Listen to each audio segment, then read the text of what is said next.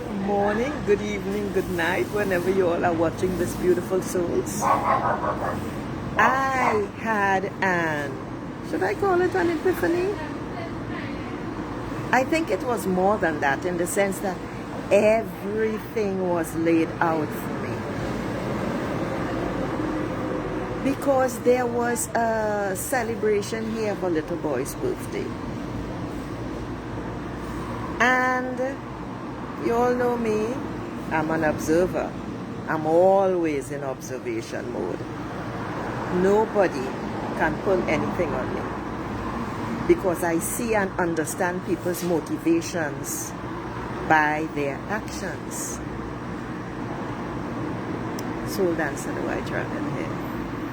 And this was the only screen avatar with sparkles that was working this morning. So before I go into let your light shine bright, remove that freaking cover. Don't hold it in. Family is always something that I thought important.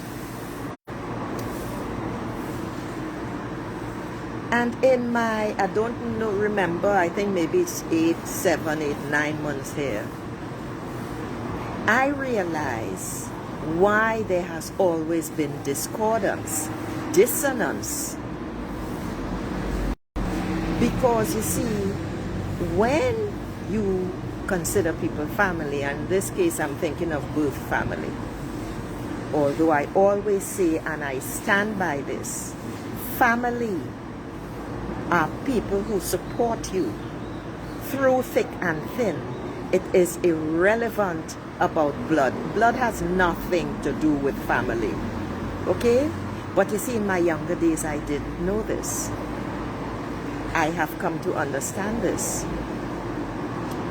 Because I, being a member of my birth family, have always believed that you will do, that I would do anything for any individual, any one of them. And I never understood why that was not the case when I was in a situation, or when I am in a particular situation. Even though I learned very early. It didn't take long. Good morning, Sindel. It didn't take long. Don't ask for anything. If you can't do it yourself, do without it. But you see, I never got it. I didn't get it at all. So in observation, I realized, because we all know, okay, we all grew up with the same values, but because the characters are different, and because we each and every one, good morning Veronica Sam, came here to experience, I'm not doing any readings, ladies, because we each came here to experience something in particular from previous lives. It is why we are all different. And this is why I now understand, and I get it, that family, or what people call family, and in this case birth family, when there is no connection, and I feel a very tenuous connection to the group of people here, because love is not something that you give or that you barter when somebody does something for you to prove that you love them, or you have to return the favor. You have to return the favor when somebody does something for you. That is the kind of birth family that I live with. And I understood this is why the connection is so tenuous, because no one will stand for you. Nobody stands up for you. Nobody supports you. And that is not a family, you see. And I can only be very, very grateful for the friends that I do have. They are few, but they are real friends. For instance, let me just give you all a for instance to underline this fact so that you stop. No, I shouldn't say stop because it doesn't happen automatically. But you have to step back and become the observer in order to see, recognize, and embrace the people who support you. When I was kicked out of this house, when I was homeless, I mean, I lived all over the place. I lived in other people's houses for a week, slept in strangers' beds, who would give me a bed to sleep in for the night, etc. And do you know how I found my first apartment? My friends got together on the internet and raised money for me when I was homeless. So I had money for a year to pay my rent and the 3 months down payment. That is family, people. That is people who support you. Okay? So I really need to bring this to your attention today. It is very, very important.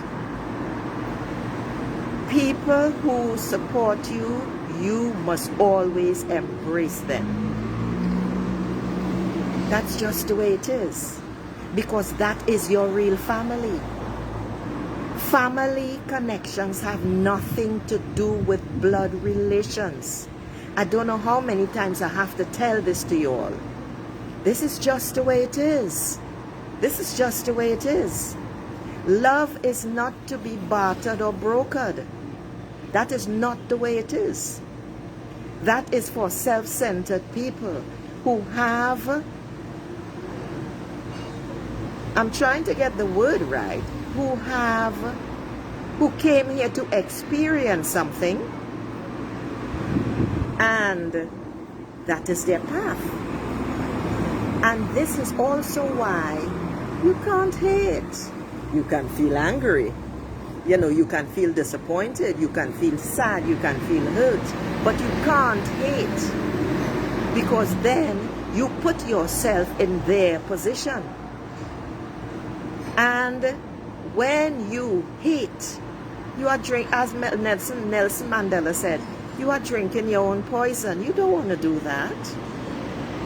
So this is why you have to step out. You have to step back and become the observer, not just of your life, but of yourself, of your beautiful self and your actions. Ask why when you see yourself do something over and over. Ask why you have to live in a state of questioning. Like, for instance, you have a goal. This is another example. You have a goal. There's something that you want to achieve. You don't just write it down. Yes, you write it down and you vision it. You create a vision of it. You write it out exactly as you want it to be, and you will discover as you keep writing it and rewriting it that other details start adding themselves that you didn't really think of. That's the first part. And then you want to write how you feel about it. I love you too, Veronica. Then you have to write and describe how you feel about this. And when I say how you feel, writing it in the present tense, I mean how you are going to feel when it happens. What does that make you feel? You write it in the present tense. Oh my God, you know, I wanted to get this car so badly. And now look, don't write I wanted to get, so I'd better describe it properly. I love my beautiful car. I saved so much and so long for it. And now look, I have it. Or what? And I love it. I love the color. I love the smell. I love all the, you know, it's fully loaded. And the wheels are perfect. And I have the insurance to pay for it. And I am so blissed out about it. I love it, love it, love it.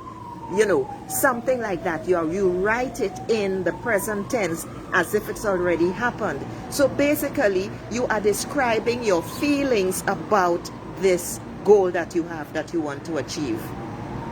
But most importantly, particularly when you don't have the money to buy that car, guess what you do? You begin asking high value questions. And the question would be, what needs to happen for me to achieve this goal? What needs to happen for me to get this car that I want? I'm just using cars as an example. Because the brain loves questions. Our brains love puzzles. And what is going to start to happen is, as you keep asking the question, you go to sleep with it on your mind, you wake up with it in the morning. As you begin asking those questions, guess what's going to happen? You are going to begin to see clues. Synchronicity, as you grasp those clues, synchronicity is going to begin to occur.